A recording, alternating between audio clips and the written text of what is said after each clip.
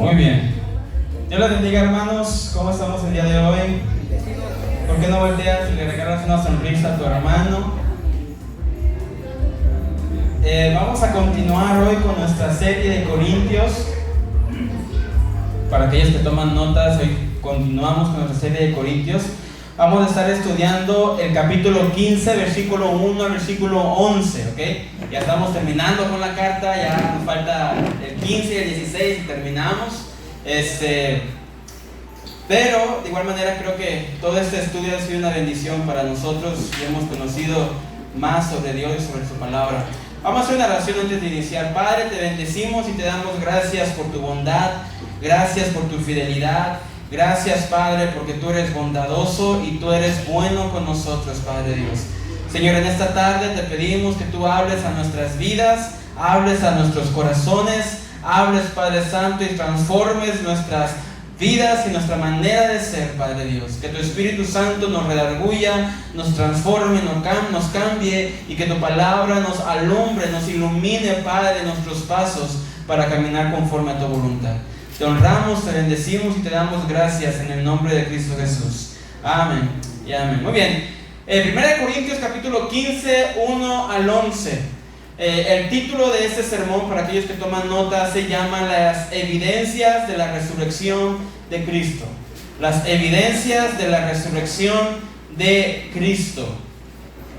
A diferencia de la mayor parte de la carta de Corintios, el capítulo 15 está dedicado completamente a esta doctrina, a la doctrina de la resurrección. Son 58 versículos, creo que es el capítulo más largo de toda la carta de Corintios. 58 capítulos que están hablando solamente de una cosa, y esto es la doctrina de la resurrección, la doctrina de la resurrección de Cristo. Pablo nos ofrece una amplia reflexión sobre la resurrección, y creo que la más amplia que encontramos en las Escrituras. Así que imaginémonos, así como el corazón bombea sangre y da vida, ¿sí? El corazón bombea, da sangre y da vida a cada una de nuestras partes de nuestro cuerpo. La resurrección da vida a cada área de la verdad del Evangelio. Quiero hacer que te imagines esta analogía. Así como el corazón bombea sangre y da vida a todo el cuerpo, de igual manera la resurrección, la doctrina de la resurrección, es la que se encarga de bombear vida a todo el Evangelio, a toda la verdad, a todo lo que creemos, a nuestra fe. Es la resurrección la que bombea sangre y da vida a todo esto. La resurrección es el eje de cual alrededor gira todo el cristianismo. ¿Sí? La Biblia obviamente nos manda a ser cristocéntricos, pero hablando de nuestra doctrina, hablando de lo que creemos, es la resurrección el eje en donde gira todo el cristianismo. Y sin estas verdades, sin esta resurrección, sin esta doctrina, todas las verdades en las que creemos no se podrían sostener. Sin la doctrina de la resurrección, todas las verdades en las que creemos no podrían sostenerse. No podríamos estar 100% seguros que la fe en la que hemos puesto toda nuestra esperanza es veraz.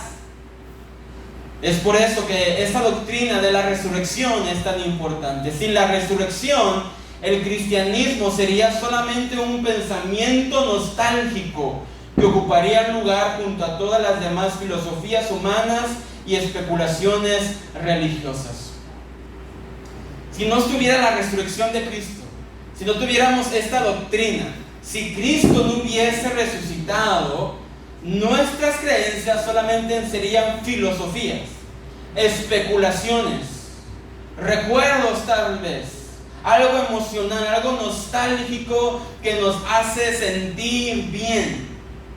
Es por eso, mis hermanos, que la iglesia de Cristo no puede identificarse solamente con hacerme sentir bien, porque hay muchas religiones, muchos pensamientos y muchas cosas en el mundo que te hacen sentir bien.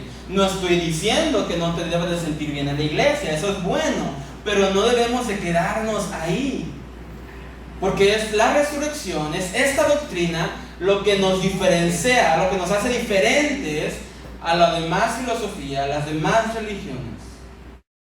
De hecho, la resurrección era el punto central de todas las verdades enseñadas por Cristo.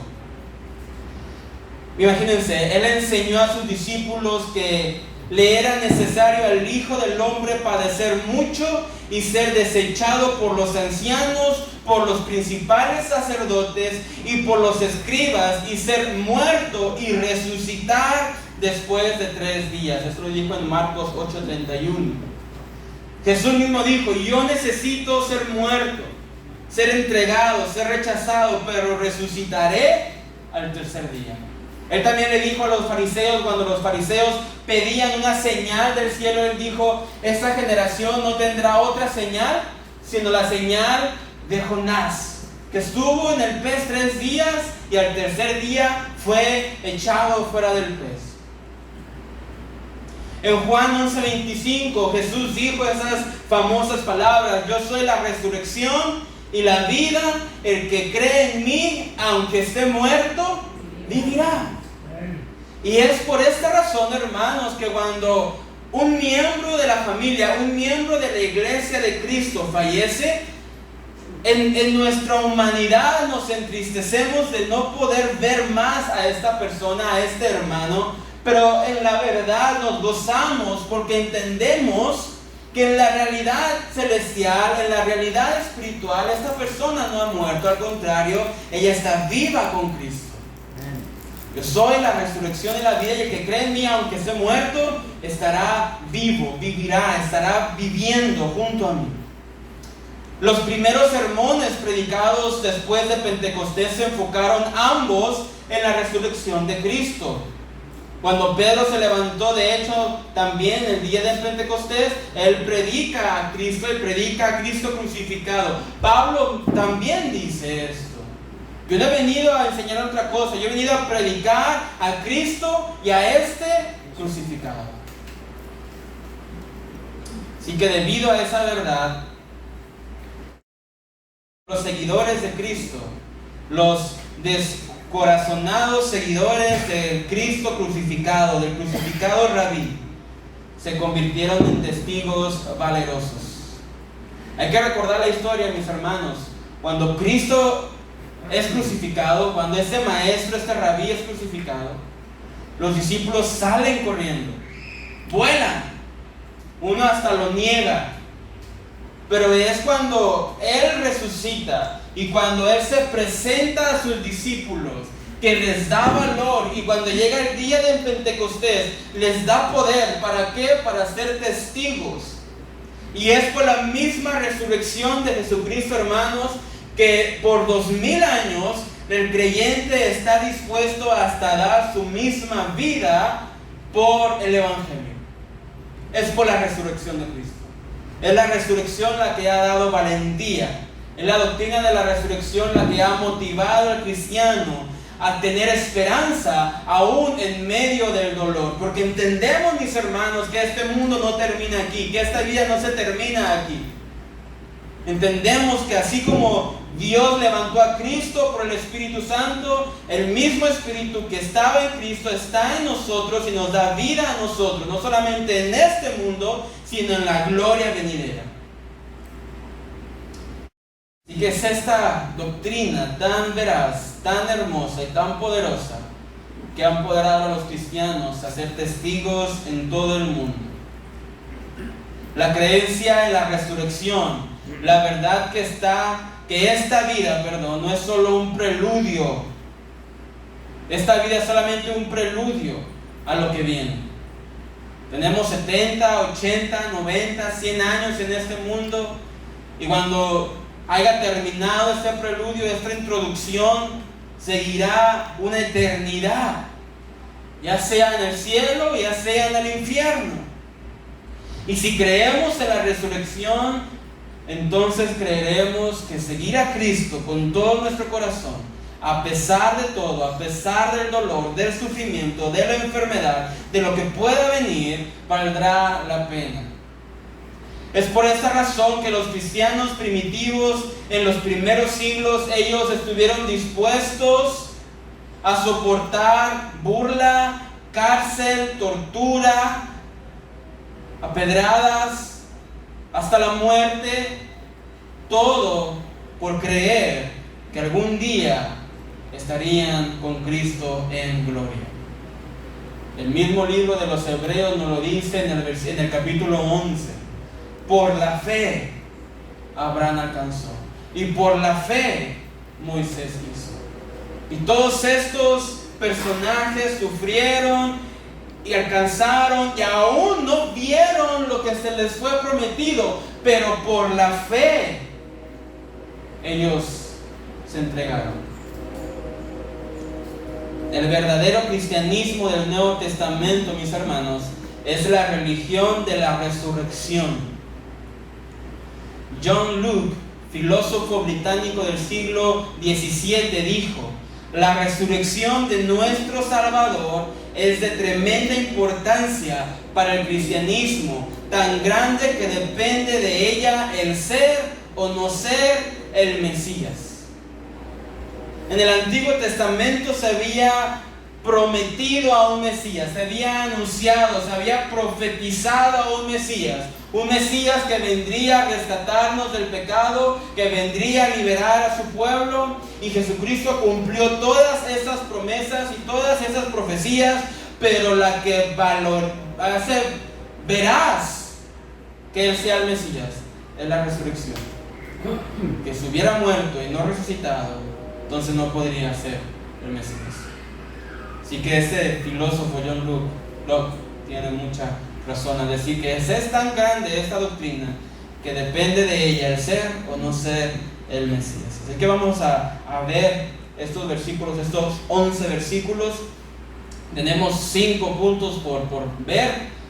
Dile a tu vecino: prepárate, porque no sabemos a qué hora vamos a salir. No se cree.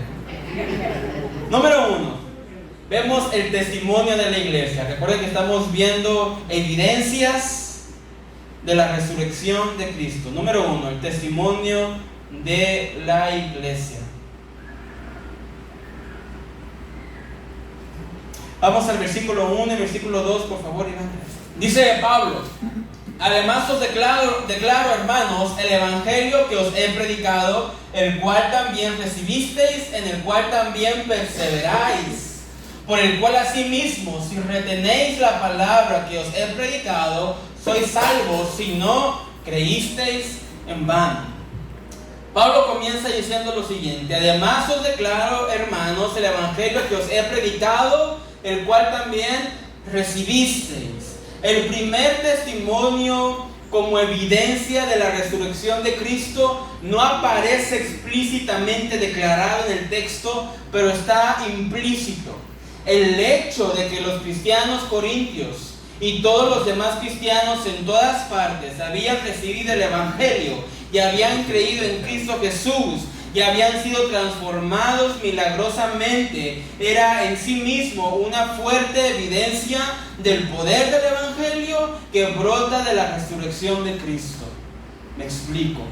El hecho de que la iglesia de Corintio haya creído este mensaje, y te lo pongo en este sentido, el hecho de que tú hayas creído este mensaje, el hecho que tu vida ha sido transformada por el poder del evangelio de Cristo, el hecho de que ahora estés aquí creyendo la palabra de Dios y cantándola a Jesucristo, y el hecho de que has renunciado a tu vida pasada por seguir a Cristo, es una evidencia de que el evangelio es veraz, y de que Cristo es el Mesías, y de que la resurrección es veraz y tiene poder en nuestras vidas.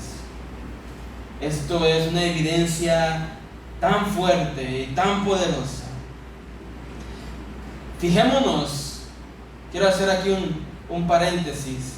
Fijémonos que por 14 capítulos, hermanos, por 14 capítulos, Pablo ha estado regañando a los corintios una y otra y otra y otra y otra vez. Ha estado corrigiendo problema tras problema tras problema tras problema. Y quiero hacer un primer paréntesis, hermanos. No te canses de corregir el error. 14 capítulos. Imagínate, Pablo.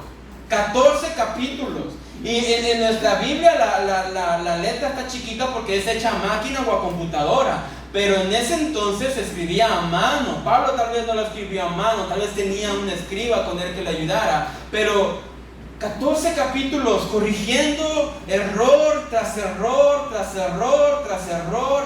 Algunos de ellos le dijeron: saquen a ese de la iglesia que está teniendo relaciones con su madrastra posiblemente. A otros les ha estado hablando fuertemente sobre los pecados, sobre los deseos de la carne. Mas sin embargo en el versículo 1 del capítulo 15 dice: declaro, hermanos. Quiero hacer ese énfasis. Pablo no dudaba de la salvación de los corintios. Y mira que Corintios era una iglesia tremendamente problemática. Tremendamente problemática. Tal vez la más problemática en el Nuevo Testamento. Mas sin embargo, Pablo les escribe, les dice: hermanos. Porque muchas veces somos rápidos para decir: ya no viene a la iglesia, ya. Hiciste esto, ya. Te enojaste, ya. Pero Pablo, a una iglesia que estaba en juego su santidad, que estaba en juego no su salvación, estaba en juego su santidad, estaba en juego su reputación, su testimonio frente al mundo. Una iglesia que había dejado que el mundo llenara e infestara y torciera la iglesia. Pablo aún le sigue llamando hermanos. Iglesia, si uno de nosotros cae, tan importante es que la iglesia extienda la mano para levantar, no para juzgar. Hermanos, tan importante es que cuando uno esté solo, en depresión, que aún recaiga en algún pecado, que nosotros extendamos la mano para restaurar y no para criticar. Hermanos, dice Pablo, el evangelio que os he predicado, el cual también recibisteis, en el cual también perseveráis. Pablo les dice que lo que está a punto de decirles no es nada nuevo para ellos. Lo que Pablo está hablando no es nada nuevo, es sencillamente el evangelio que él ha predicado y que ellos han recibido. No va a enseñar una doctrina nueva, no va a tener una nueva revelación, no va a traer una nueva palabra rema. No, él va a predicar lo que ya ha estado predicando, y los corintios van a escuchar lo que ya han estado escuchando. Y hermanos, eso también es algo para nosotros. La Biblia es viva y es eficaz, no pasa de moda. No hay que cambiar sus palabras, no hay que cambiar su significado, no hay que buscar nuevas revelaciones. La Biblia es una espada y tiene poder y sigue cortando y sigue dando vida. Esta es la palabra de nuestro Dios.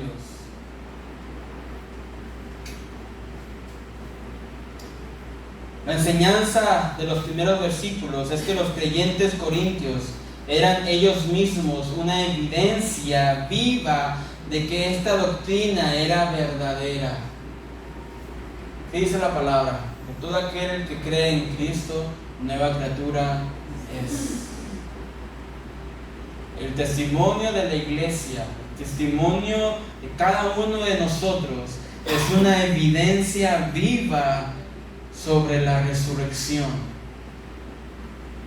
Cuando tú das testimonio de que has sido cambiado por el poder de Jesucristo, estás dando evidencia de que Cristo está vivo, de que no seguimos solamente ideas filosóficas, gracias, de algún maestro que murió hace años.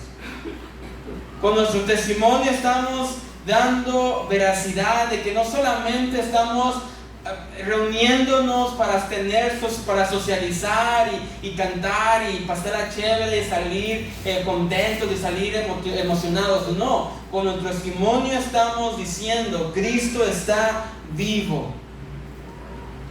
Algunos se ven diferentes que en otras personas. Hay personas que ya han tenido su madurez y tienen un testimonio. Hay personas que están en crecimiento y aún todavía caerán, cojearán, pero el sentido es seguir perseverando. Es seguir perseverando. Una vez, en una ocasión, alguien me dijo: Kevin, ¿sabes qué? Voy a esperar a que mi vida se arregle para venir a la iglesia, porque si no siento que soy un hipócrita. Le digo: no, es justamente cuando estás en esa posición que necesitas venir, porque creemos que Cristo puede cambiar el corazón de las personas. Y esta es la doctrina de la resurrección. Así como Cristo resucitó, así justamente cuando recibimos, cuando somos llenos de la gracia y del Espíritu de Dios, somos resucitados de la muerte espiritual. Vamos de muerte a vida. Y así como el profeta vio la multitud de huesos y Dios le dijo: habla a los huesos, y el profeta habló a los huesos y los huesos tomaron vida. Esto es lo que pasa cuando una persona llega a los pies de Cristo. Los huesos secos toman vida. Si tú has recibido vida, hermano, quiere decir que la resurrección de Cristo es veraz. El hecho de que la iglesia de Corintio haya salido de la ceguera espiritual y hayan entrado a la luz en la vida de Cristo es un testimonio del poder del Evangelio y por lo tanto del poder de la resurrección. ¿Sabes cuál es el problema muchas veces por el cual no podemos invitar a gente? Por nuestro testimonio. Porque nuestro testimonio es el poder del Evangelio. Ese es el poder del Evangelio, nuestro testimonio. Y cuando me refiero a testimonio, mis hermanos, no me refiero a que seamos perfectos, pero sí que vayamos persiguiendo esa perfección, esa santidad. De gloria en gloria somos transformados conforme a la imagen del Espíritu de Dios cuando estamos frente a frente como en un espejo. Pablo dice: no es que ya lo haya alcanzado todo, pero olvidándome lo que está atrás, sigo en la carrera, sigo corriendo, sigo luchando. Pablo también dice: yo no golpeo como el que golpea al aire. Yo no corro por correr, yo corro para ganar. Corran como si quisieran ganar. Y ese es el poder de la resurrección de Cristo. Ese es el poder del Evangelio.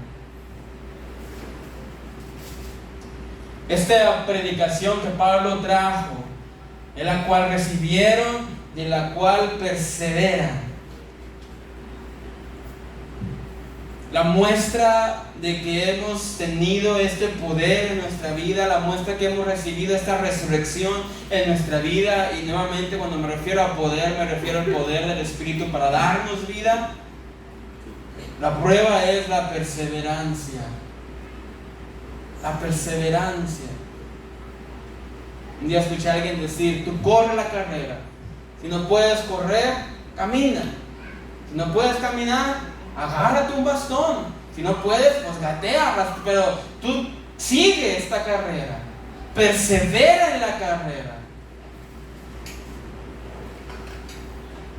Esta es la perseverancia de aquellos que han alcanzado la misericordia y la gloria de nuestro Señor Jesucristo. No se dan por vencidos. Tal vez pasarás desiertos y tormentas, y tal vez habrá momentos de tinieblas en tu vida, pero tú seguirás perseverando porque Cristo está vivo y está vivo en ti, en tu corazón. Como decíamos anteriormente, este edificio no es la casa de Dios, no es el templo de Dios. Yo sé que se le llama así por costumbre, pero no es el templo de Dios. El templo de Dios, la casa de Dios, es nuestro corazón. Y cada uno de ustedes tiene a Cristo en su corazón. Y si tenemos a Cristo en nuestro corazón, perseveremos hasta el final. Seguiremos hasta el final. Correremos hasta el final.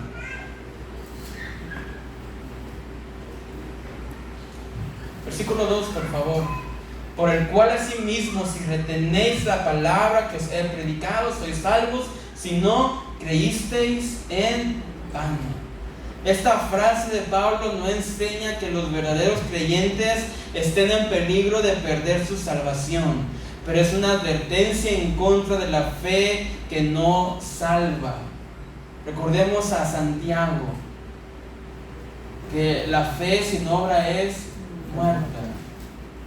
Y una fe que dice tener a Cristo, pero que no persevera, es una fe muerta en sí mismo.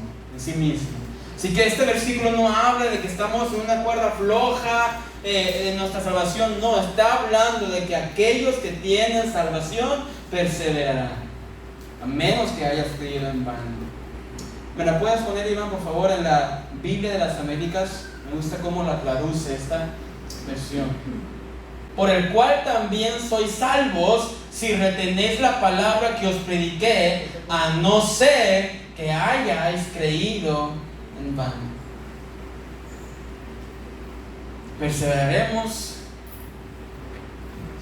si hemos retenido la palabra, a menos no haya sido que hayas creído en vano, que hayas venido a la iglesia, cantado, levantado tus manos, tal vez tomaste discipulado 1, discipulado 2, discipulado 50, pero creíste en vano. La fe en la que depositaste tu confianza fue vana, muerta. En el discipulado 2 vemos un tema sobre la fe, que los teólogos, la iglesia, a través de los tiempos han hablado que hay ciertos tipos de fe. Ahí está la fe donde tú tienes conocimiento, tú sabes, tienes conocimiento, has venido, pero no es suficiente el conocimiento. ¿Por qué? Porque cuando los ateos no conocen la Biblia. Santiago mismo dice, tú crees que Dios es, que Cristo es Dios, bien haces, pero los demonios también creen y tiemblan, y los demonios no son salvos. Así que con el conocimiento, mis hermanos, nadie se va a salvar. Hay otro tipo de fe que describe que tú reconoces que el conocimiento que tienes es verdadero, pero eso no es suficiente. Hay muchos ateos, muchas personas que ellos dicen, está bien, Cristo es el Hijo de Dios, pero sin embargo ellos no creen, no siguen a Cristo. No han puesto su confianza en esto. Y esta es la tercera fe que describe la teología en la historia de la iglesia. La fe que salva. La fe donde tú tienes el conocimiento correcto. Tú sabes que ese conocimiento es verdadero y tú has puesto tu esperanza y tu confianza en este conocimiento, en esta fe. En otras palabras, tú has escuchado que Cristo es Dios. Tal vez ahora crees que Cristo es Dios, pero es necesario que pongas tu confianza en Cristo. Entender que tu esperanza, tu vida, tu gloria, tu eternidad, tu salvación es dependiente únicamente de Jesucristo. Y en esto es donde perseveramos. A menos de que alguien haya creído en vano. Y esto es lo más triste, hermanos, que oro con todo mi corazón que no pase en esta iglesia. Que nadie cree en vano. Que nadie haga y deshaga, y tal vez pusiste sillas y limpiaste suelos y tocaste en el grupo de alabanza y tal vez predicaste y tal vez estuviste de ujier y estuviste de maestro, de maestra y estuviste con los niños, con los jóvenes, pero al momento del juicio Jesús te dirá, no te conocí. No te conocí. Porque creímos en vano. Que mis hermanos perseveremos en la doctrina de la resurrección, perseveremos en permanecer fieles al Evangelio de Cristo, perseveremos, hermanos, a seguir corriendo esta carrera.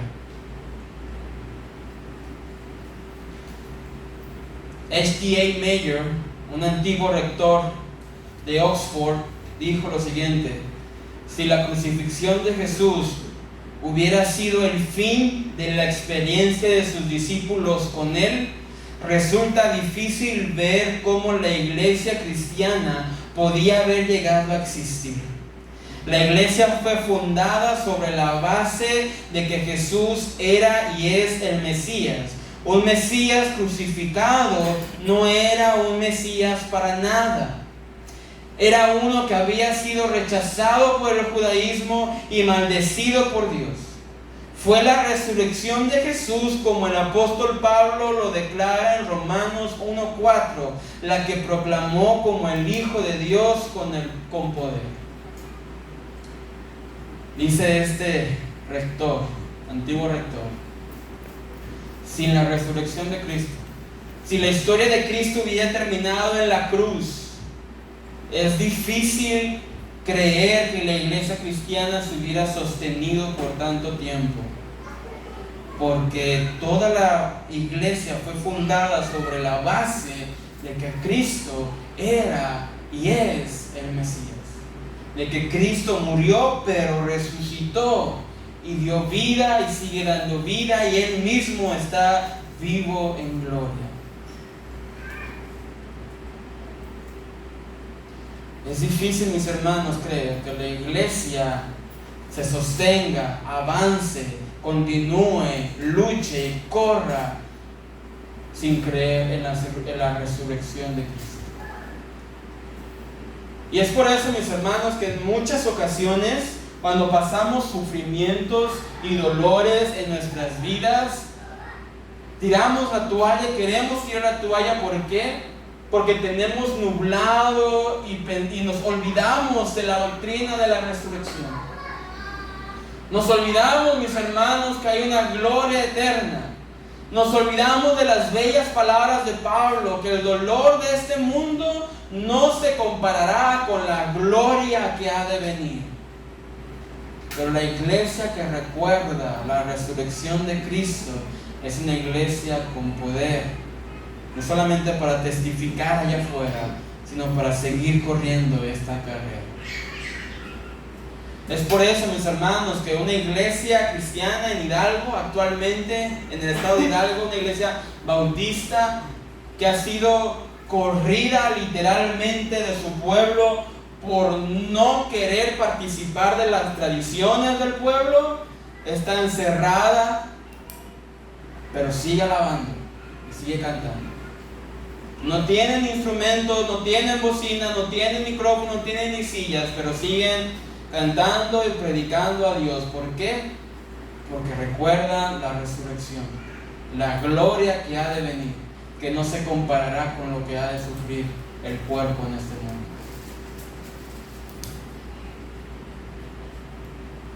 Así que, mis hermanos, recordemos la resurrección de Cristo. Recordemos la resurrección de Cristo. Como iglesia, recordemos la resurrección de Cristo, porque nuestro testimonio es una evidencia veraz de su resurrección. Número 2, el testimonio de las Escrituras. Vimos el testimonio de la iglesia, ahora veamos el testimonio de las Escrituras.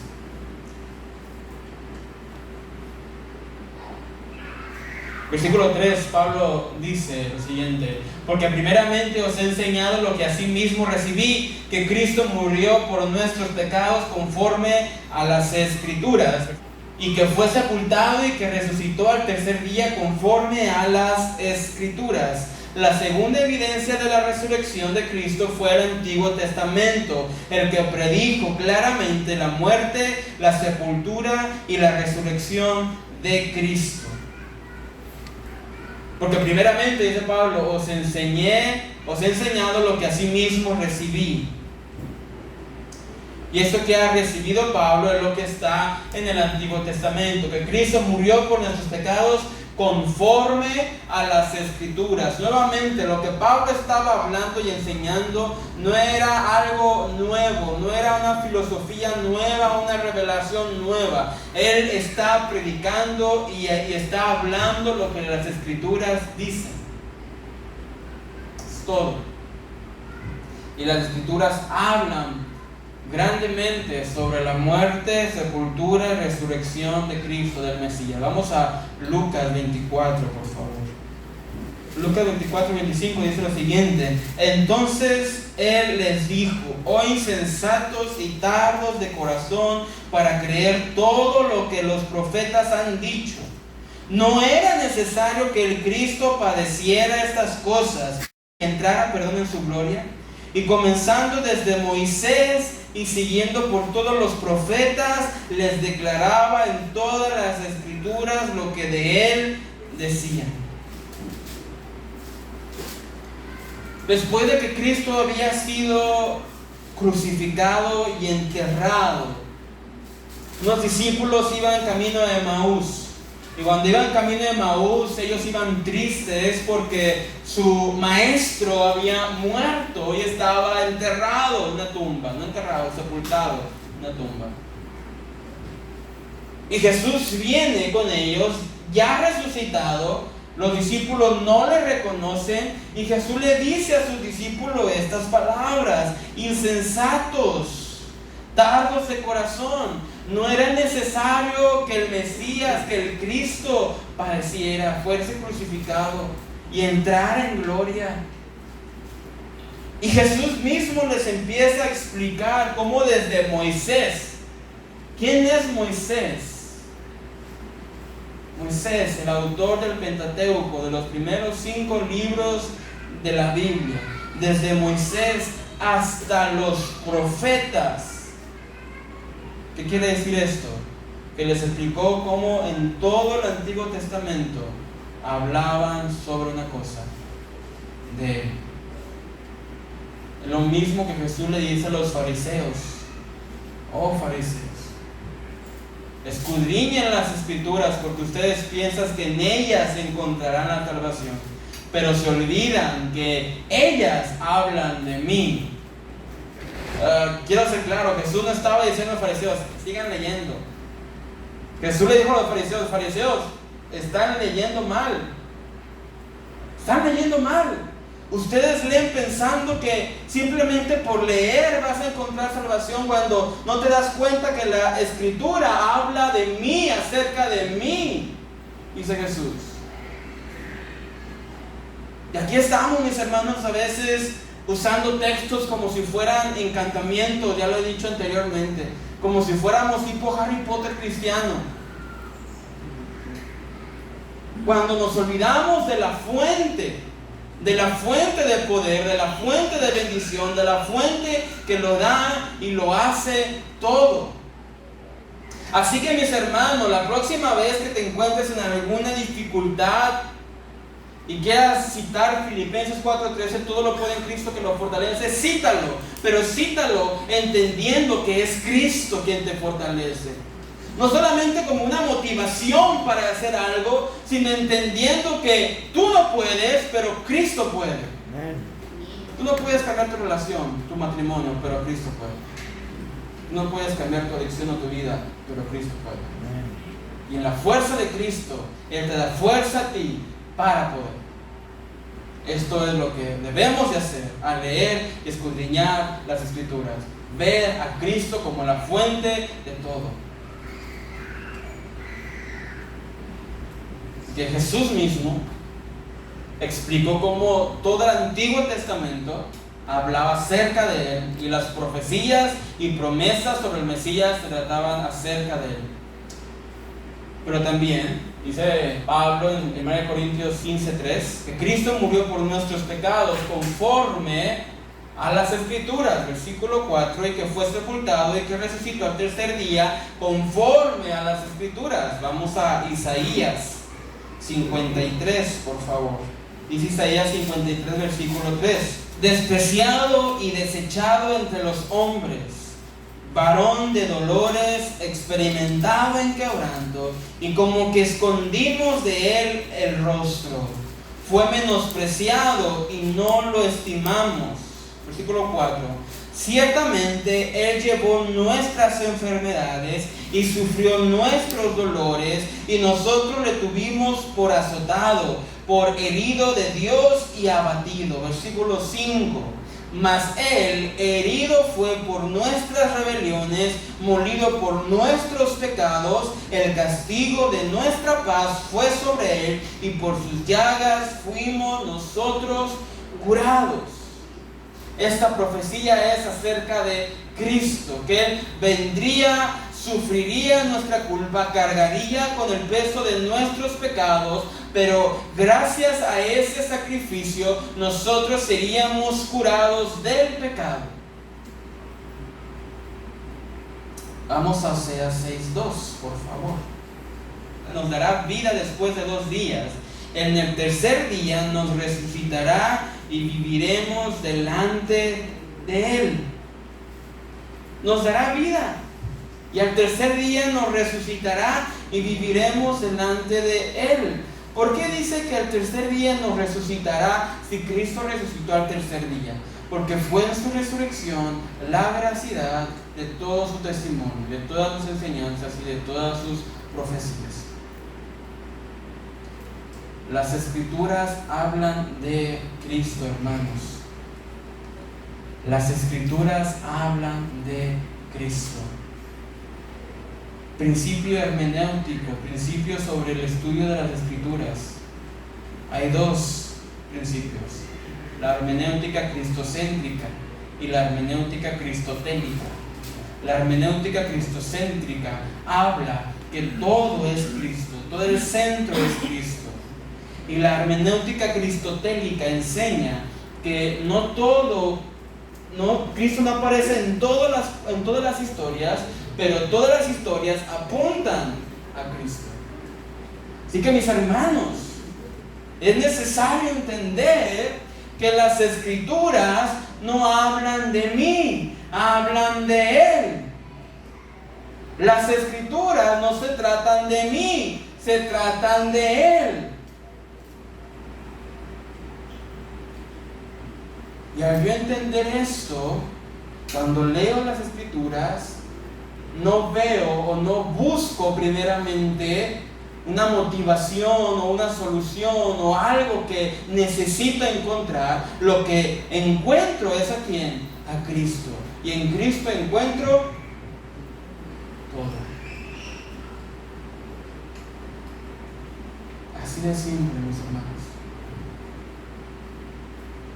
El peor error que podemos hacer, mis hermanos, es volver las historias de la Biblia acerca de nosotros cuando se tratan acerca de Cristo. Yo he escuchado muchas. Y así como Moisés estaba en el río y puso la vara y se abrió el mar y pasó de seco, así tú con tu fe vas a abrir camino. No. Así como Moisés abrió el mar y Israel pasó seco y dio salvación, así Cristo abrió un camino y tú pasaste de seco y encontraste salvación. Ese es el mensaje de las Escrituras. Así como David le derribó al gigante, tú también ten fe. No. Y así como David, Cristo tumbó al gigante, el pecado, el diablo, la muerte, lo tumbó. Y así te dio la victoria. Así como David dio la victoria al pueblo de Israel que estaba temeroso sin hacer nada, así Cristo te dio la victoria cuando tú estabas temeroso y no podías hacer nada por ese gigante que tenías delante de ti. Ese es el mensaje de la Biblia. Cristo. La Biblia se trata de Cristo, no de nosotros, de Cristo. Nuestra tarea es ver a Cristo, porque al ver a Cristo encontramos vida y vida en abundancia. Encontramos vida eterna, el camino, la verdad y la vida. Y nadie vendrá al Padre si no es a través de Él. Esta es la belleza del mensaje del Evangelio. Y el poder de las Escrituras se encuentran en Cristo, no en nosotros. Número 3. El testimonio de los testigos oculares, o de los que vieron a Cristo. Vamos al versículo 5, por favor. Y que apareció a Cefas, y después a los 12, versículo 6. Después apareció a más de 500 hermanos a la vez, de los cuales muchos viven y aún otros duermen. Versículo 7. Después apareció a Jacobo, después a todos los apóstoles. Mis hermanos, esta es la gran evidencia de la resurrección de Cristo. Los testigos que vieron a Cristo glorificado ya en resurrección.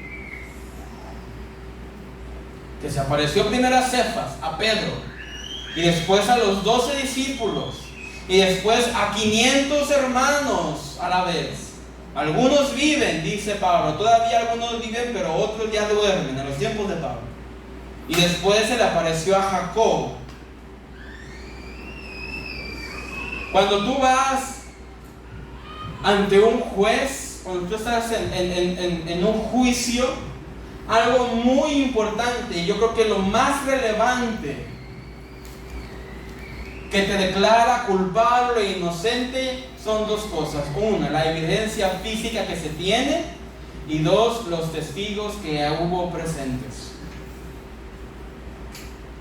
Así que si tú vas en tu carro, en tu moto, y vas aquí en Tuxpan como si fuera Mario Kart, y atropellas a alguien, y tú vas delante del juez y dices, ¿sabes qué? Esa persona salió corriendo, ella tuvo la culpa que salió corriendo y no se fijó. Pero hay 10 testigos que dicen, no, este iba en su teléfono y no vio. No, este iba hablando y no vio. ¿De quién le van a creer? A los 10 testigos que fueron y estuvieron presentes en el accidente.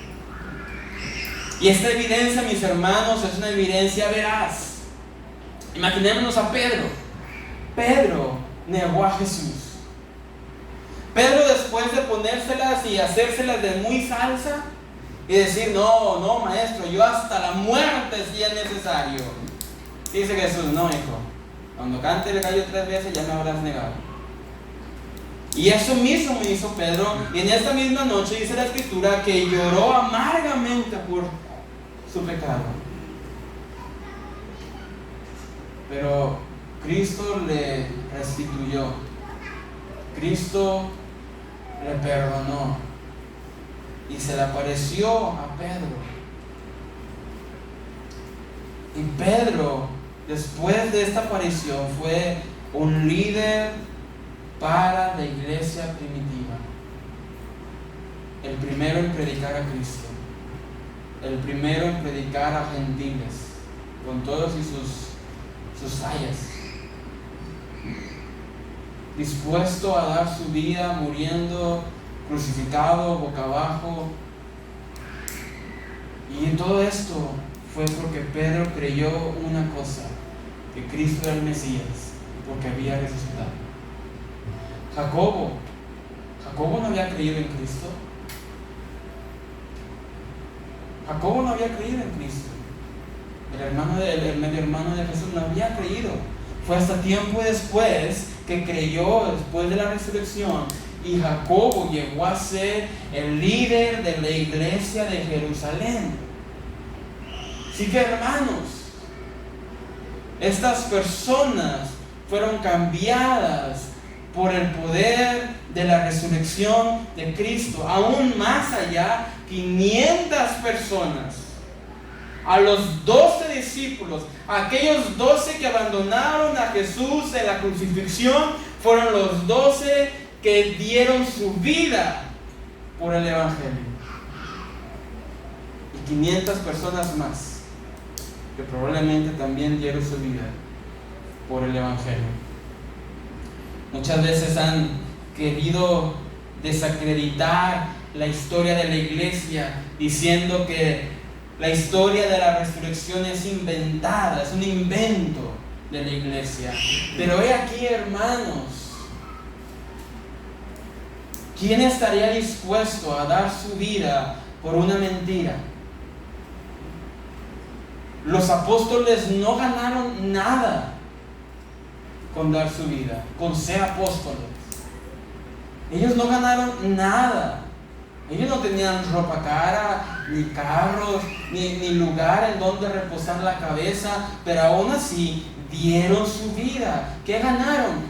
Nada en la tierra. En la tierra no ganaron absolutamente nada, pero ganaron gloria eterna. Y así como los apóstoles, mis hermanos, tú y yo, al creer en la resurrección de Cristo, tal vez en este mundo no ganaremos nada, pero ganaremos una gloria eterna, que eso es nuestro mayor consuelo. Y es por eso, mis hermanos, que estamos aquí con gozo. Es por eso que los que tienen negocio cierran su negocio con gozo.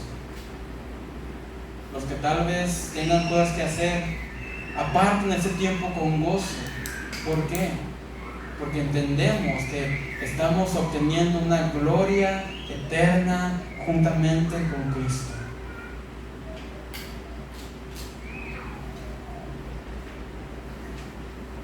La tribu de Leví, los levitas, fueron aquellos que se encargaron de ministrar el templo. Los levitas no solamente eran músicos, eran todos aquellos que servían y vivían y comían del templo. El sumo sacerdote era levita, era de la tribu de Leví. Y todos los levitas no tuvieron herencia de tierra, pero sí tuvieron una gloria en el templo. Y tú y yo, mis hermanos, tal vez no tendremos herencia en esta tierra, pero sí tendremos una gran recompensa y tesoro en la gloria eterna en el cielo. Y ahora no estoy diciendo que vivamos en casas de cartón, eso no es lo que estoy diciendo. Lo que estoy diciendo es que como creyentes aprendemos a poner nuestra mirada en Cristo, así como los testigos oculares lo hicieron, así como Pedro y Jacobo y los discípulos y los 500 personas, y así como cada obispo y cada miembro de la iglesia de Jesucristo ha estado dispuesto a dar su vida por el Evangelio, porque ha puesto su mirada en Jesucristo. Es por eso que el cristiano vive por la fe. Es por eso, mis hermanos, que el creyente necesita al Espíritu Santo para recibir poder. ¿Por qué? ¿Cuál poder? El poder para ser testigos, el poder para permanecer fieles. Venga lo que venga, arrase lo que arrase, permanecer fieles a Cristo. El historiador Thomas Arnold de Oxford también escribió lo siguiente: la evidencia de la vida, muerte y resurrección del Señor puede ser y a menudo se ha mostrado como satisfactoria. Es buena conforme a las normas comunes para distinguir la buena evidencia de la mala. Miles y miles de personas la han analizado pieza por pieza tan cuidadosamente como todo juez recapitula un caso importante. Lo he hecho yo mismo muchas veces, no para persuadir a otros, sino para santificarme a mí mismo. Me he dedicado por muchos años a estudiar la historia de otros tiempos y examinar y pensar las evidencias aportadas por los que han escrito acerca de ella. Y no conozco un hecho en la historia de la humanidad que esté mejor demostrada mediante completa evidencia que la gran señal que Dios ha dado de que Cristo murió y resucitó entre los muertos. Dice este historiador: yo he estudiado muchos tiempos, historias y testimonios y tantas cosas. Y si yo lo he hecho no para persuadir a otros, lo he hecho para santificarme a mí mismo. Qué bello es esto. ¿Por qué la historia de la iglesia es tan importante para el creyente? Porque te ayuda a santificarte a ti mismo. Porque te ayuda a entender cómo miles y miles y miles de creyentes a lo largo de 2000 años de historia han dedicado su vida a Cristo hasta la muerte. Porque ellos entendieron que Cristo era el Mesías. Si tú crees que Cristo es el Mesías, estarás dispuesto a servirle aún hasta la muerte.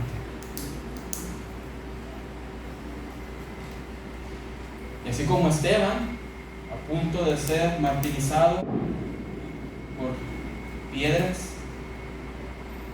él no quejó, él no hizo nada para defender, simplemente miró al cielo y oró por aquellos que le estaban martirizando. Y cuando el mismo Cristo estaba en la cruz, con sufrimiento, con dolor, con sangre, con cansancio,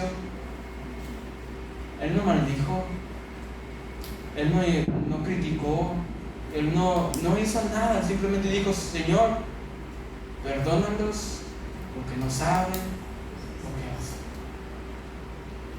Y aquella persona que ha creído en Cristo como Mesías, como el Salvador de su alma, entonces estará dispuesto con gozo a entregar hasta su propia vida.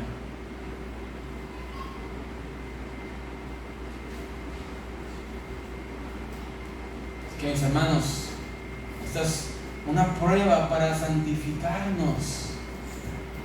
¿Sabes qué es bello, hermano, sobre testimonio de otras personas? Mira, hace ratito una hermanita llegó aquí a la iglesia y me dijo: hermano, mire mis pies, estoy cansada, están hinchados, por eso a veces no vengo, porque mis pies se hinchan, se cansan, los vengo arrastrando. ¿Y sabes qué?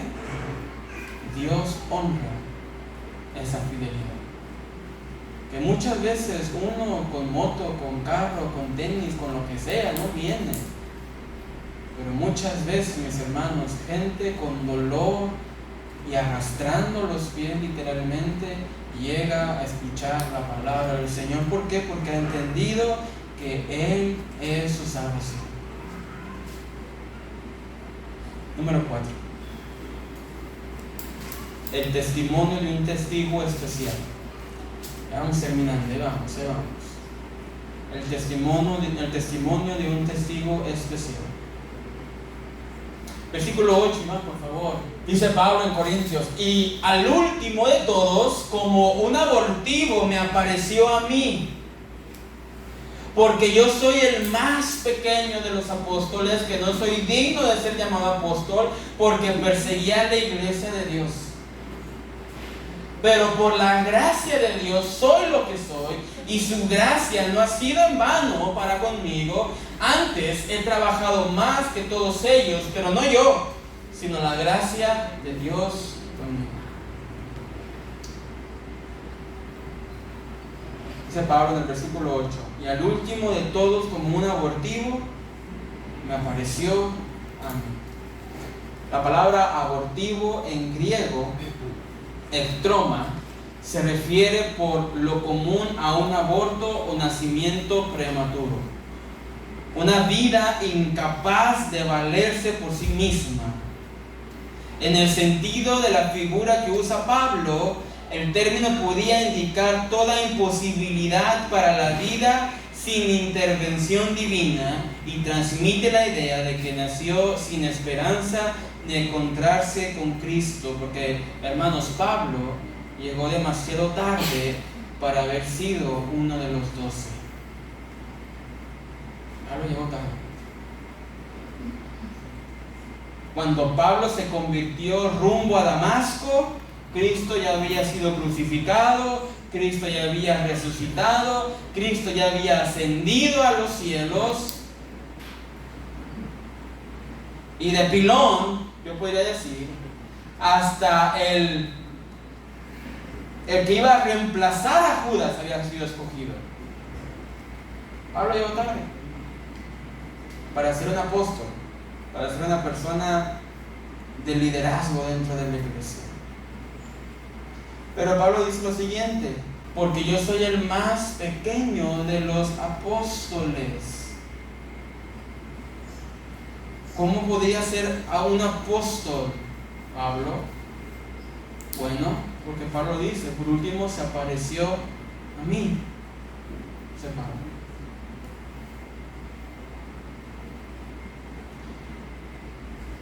Pablo tenía un propósito divino y Cristo Jesús lo escogió. Aunque Pablo nunca dudó de su apostolado o vaciló en usar su autoridad como apóstol, tampoco cesó de maravillarse de que de todas las personas Cristo lo hubiera llamado a él para ese ministerio tan elevado. Mis hermanos, qué bello. Yo creo que muchos de nosotros nos podemos identificar con Pablo. Pablo nunca dudó de su apostolado. Él siempre predicó con autoridad, pero él también siempre se maravillaba de que todas las personas Cristo lo hubiese elegido a él. A él. Él se consideraba el más pequeño de los apóstoles. Y también pensaba que no era digno de ser llamado apóstol porque había perseguido a la iglesia de Jesucristo. ¡Qué bello, hermanos! Apóstol Pablo, el que escribió más cartas de toda la Biblia, él con humildad entiende y dice, yo no merezco esto. Yo no merezco la gracia de Cristo. Yo soy el más pequeño de todos. Fui un abortivo. Llegué tarde.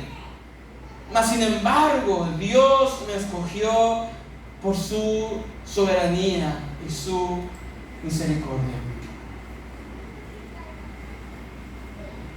Mira, hay personas que son creyentes. Piensan que son creyentes porque hicieron algo bueno. Y piensan que tienen cosas porque hicieron algo bueno.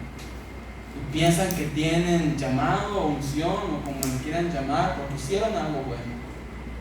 Pero la realidad es, mis hermanos, que si tenemos los pies en la tierra, entendemos que si tenemos algo, es por Él. Pablo dice, de todas las personas, me escogiste a mí, yo que te perseguí, que perseguí a tu gente, a tu pueblo, a tu iglesia, me escoges a mí. Es algo que me maravilla, ¿sabes? Una vez le dije oraba a Dios y decía, Señor, yo no sé hacer muchas cosas. Y esto lo doy como testimonio para motivar a aquellos que necesitan motivación. Yo le digo, Señor, no sé muchas cosas. Yo no tengo un título universitario. No soy como la gente María, ni de aquí ni de allá. No hablo bien el español, no hablo bien el inglés. Mi español se quedó como un niño de 6 años. Fue hasta que llegué a Monterrey donde me llené mucho del español. Yo no sé hacer muchas cosas. Formación en 2 cosas: en música y Biblia, teología. Yo no sé hacer muchas cosas, dice el Señor. Pero lo que sé y lo que soy es tuyo. Tú no necesitas saber muchas cosas, hermano. No necesitas ser acá alguien súper estudiado y súper inteligente y preparado y fino y elegante. No. Lo que necesitas es poder decir, Señor, lo que soy, lo que tengo, está a tus pies. Cuando mi mamá llegó a los pies de Cristo en oración, le dijo a Dios, Señor, yo no tengo dinero, porque literalmente no tengo dinero. No tengo nada que ofrecerte, pero aquí están mis hijos. Y fue la oración de mi mamá. Yo recuerdo esa oración, la hacía mi mamá mucho. Aquí están mis hijos. Y mi hermano es pastor. Y yo estoy aquí. Hay padres. No necesitan tener muchos recursos. No necesitan ser muy inteligentes. Sabios sí, pero son las cosas diferentes. No necesitan ser muy inteligentes. No necesitan tener la super casa o el super carro. Lo que necesitan es humillarse delante de Cristo y decir, Señor, lo que tenemos, lo que somos, aquí está para ti. Haz tú lo que quieras hacer con nosotros, con mi familia, con mis hijos, conmigo. Somos tuyos. Y yo no sé por qué Dios nos escogió a nosotros. Yo no sé por qué Dios me escogió a mí. Yo no sé por qué Dios me ha llamado a este ministerio. Pero lo que sé es, como dice Pablo, lo que soy es por su misericordia. Y esto es tan importante, mis hermanos, no permitir que el ego se suba a nuestra cabeza. Yo digo a veces, hay dos tipos de ego, el ego secular y el ego cristiano. El ego secular es el que dice, todo lo tengo porque me he esforzado. Y sí, obviamente uno tiene que trabajar, ¿verdad? Pero uno entiende que la fuente es Dios de todo. Pero el ego cristiano, mis hermanos, muchas veces es lo mismo, pero se disfraza y dice, yo tengo porque me porto bien, y porque hago esto, y porque hago lo otro. Y si tú no tienes, es porque tú no lo haces. Cuando la realidad es que todos aquí en la iglesia es que si somos algo, somos lo que somos gracias a Él.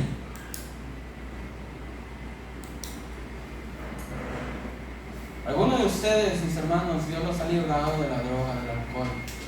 Algunos de ustedes, Dios les ha librado de maltratar, de llevar una vida mala. Y si hoy podemos estar aquí, es porque Dios nos ha cambiado. Mira, ya lo he dicho anteriormente, a los 10 años iba a fiestas. A los 10 años, mis hermanos. ¿Cuántos años tienes, Julieta? ¿13? ¿13? ¿12? 12. Más chiquito que Julieta. Iba a fiestas. Llegaba a mi casa a las 12 de la noche. Me juntaba con pandillas y rayaba las paredes. Y yo sé, y mi propia familia y mi hermano me dijo, hermano, yo sé que si Cristo no te hubiera alcanzado, no estarías con nosotros. A mis amigos, mis hermanos, los han torturado.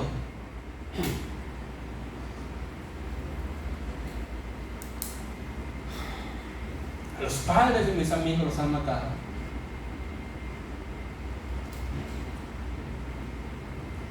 Y cada vez que recuerdo de dónde Cristo me sacó, digo, Señor, gracias. Gracias. Porque si soy algo y si tengo algo, es por Él. Es por ti. Y esto es lo que Pablo está diciendo. Porque yo soy el más pequeño de los apóstoles, que no soy digno de ser llamado apóstol, porque perseguía la iglesia de Dios, versículo 10, pero por la gracia de Dios soy lo que soy, y su gracia no ha sido en vano para conmigo. Antes he trabajado más que todos ellos, pero no yo, sino la gracia de Dios conmigo. Pablo, siendo el más pequeño, el abortivo, dice Pablo, he podido trabajar más que todos mis compañeros apóstoles, pero no por mí, sino porque la gracia de Dios está conmigo.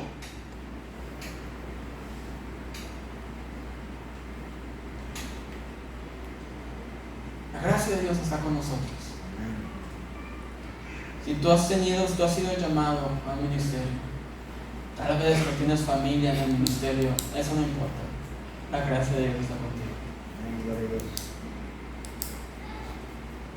Me dice Scott, me dice su papá, mi hermano Manuel, me dice una vez, yo no sé, mi hijo, ¿de dónde sacó la batería?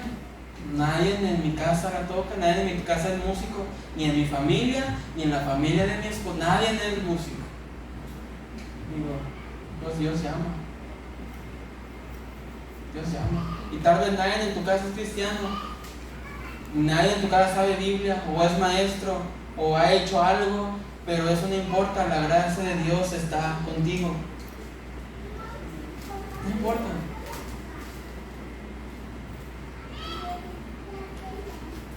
Número 5, para ir terminando. El testimonio del mensaje común. Ya vimos el testimonio de la iglesia, el testimonio de las escrituras, el testimonio, testigos oculares, el testimonio de un personaje especial. Ahora veremos el testimonio del mensaje común. Dice Pablo en el versículo 11: porque o sea yo, o sean ellos, así predicamos y así habéis creído. El último testimonio de la resurrección de Cristo fue el mensaje común que todo verdadero apóstol, profeta y pastor predicaba y predica hoy en día. Porque sea yo o ellos, dice Pablo, sea Pedro o los 12 o los 500 o Santiago o cualquier otro, así predicamos y así habéis creído. Sin ninguna excepción, la predicación y la enseñanza de la naciente iglesia estaba centrada en la muerte, sepultura y resurrección de Cristo. Este es el mensaje central del Evangelio. Y esto lo he dicho anteriormente, mis hermanos. Sea quien esté predicando aquí en este altar, en este púlpito, si estamos predicando a Cristo, la palabra de Cristo, fielmente, no importa quién esté aquí, Dios va a obrar. Dios va a obrar. Siempre se predicaba de Cristo, o quien quiera que predicaba el mensaje de Cristo, su resurrección era el mensaje fundamental que proclamaban. No había discusión sobre esa verdad.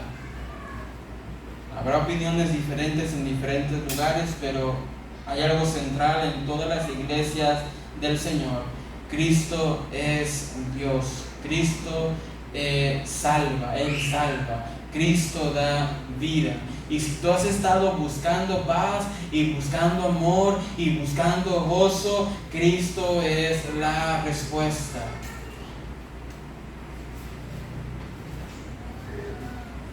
Con todos mis hermanos, excepto en unos pocos casos aislados de herejía, la doctrina de la resurrección de Cristo no ha sido cuestionada dentro de la iglesia hasta nuestra hasta nuestro tiempo. El cristianismo del Nuevo Testamento, ya sea antiguo o moderno, no saben nada de un evangelio cuyo corazón no sea el Señor y Salvador resucitado. Nos habla de esto. El Evangelio de Cristo nos habla de un corazón que ha sido resucitado y salvado por el Señor. Así que para concluir, mis hermanos, en todo lo que crees, y lo vamos a ver el domingo, depende totalmente de la resurrección de Cristo. Pongámonos de pie en esta noche. Cerremos nuestros ojos, mis hermanos. Y aquí hay muchas áreas en nuestras vidas en donde forcejeamos, en donde luchamos, en donde estamos batallando.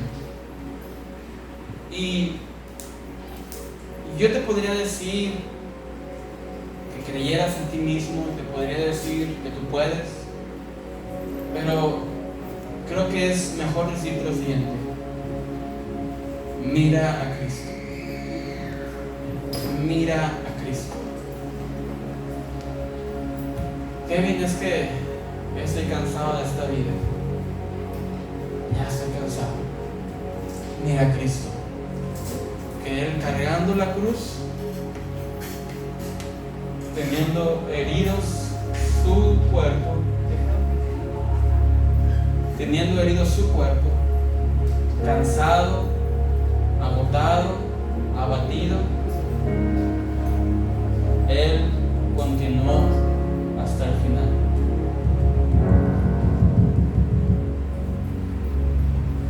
Si tú dices, Kevin, ¿sabes qué? No puedo con mi matrimonio. Mira a Cristo. Que mira que Cristo tiene una esposa. Y esta esposa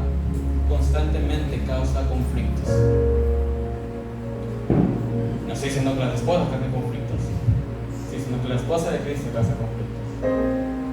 Así que si tú con tu cónyuge tienes conflictos, mira a Cristo y la paciencia y el amor y la fidelidad que Él tiene para con su esposa. Que mis hijos, mira la paciencia de Cristo para con sus hijos. Es que mis finanzas, mira cómo Cristo administró, cómo Dios administró a su Hijo para con nosotros. Y en todas las cosas, mis hermanos, que podamos estar tambaleando y dudando, hay una esperanza. Que si Cristo resucitó, nosotros resucitaremos juntamente con Él. Así que tal vez hoy te sientas solo, tal vez hoy sientas que ni tu familia te quiere, y tal vez hoy estás sin esperanza. Hoy te digo, hay esperanza en Cristo. Así como Él resucitó y está en gloria, si tú crees en Él y perseveras en Él, tú tienes esperanza de que algún día el dolor se terminará, el sufrimiento va a acabar, todo este mundo va a terminar y estarás en gloria juntamente con Cristo por la eternidad. Ya no más sufrimiento, ya no más dolor, ya no más enfermedad. Solamente estaremos gozándonos en la gloria eterna con nuestro Señor Jesucristo y con todos nuestros hermanos. Así que vamos a orar en esta noche. Señor Padre, te damos gracias por tu palabra. Señor, en tu palabra has plasmado tu voluntad para nosotros. En tu palabra nos has dado dirección para nuestra vida. Pero también en tu palabra nos has mostrado la esperanza que tenemos, Señor. Padre, entendemos que este mundo es malo, que en esta vida, Señor, el sufrimiento es constantemente llegando a nuestra vida, pero es gracias a ti que tenemos esperanza, es gracias a ti que tenemos paz, y es gracias a ti que podemos tener gozo aún en medio de los valles. Señor, de igual manera, Padre, te pedimos, Señor, que seas tú fortaleciendo nuestro corazón y nuestro espíritu. Que veamos el testimonio, Señor, de esas personas que han dedicado su vida a ti, Señor. Misioneros, personas que han dejado todo e ido a predicar tu palabra hasta los rincones más escondidos de la tierra, Señor. Personas que en el siglo I, II, III y IV fueron martirizadas, perseguidas, humilladas, lanzadas al circo, crucificadas, quemadas, torturadas, descuartizadas. Y todo por ti, porque entendieron que esta vida es vana, que este cuerpo es vano y que todo se acabará, pero tú eres para siempre.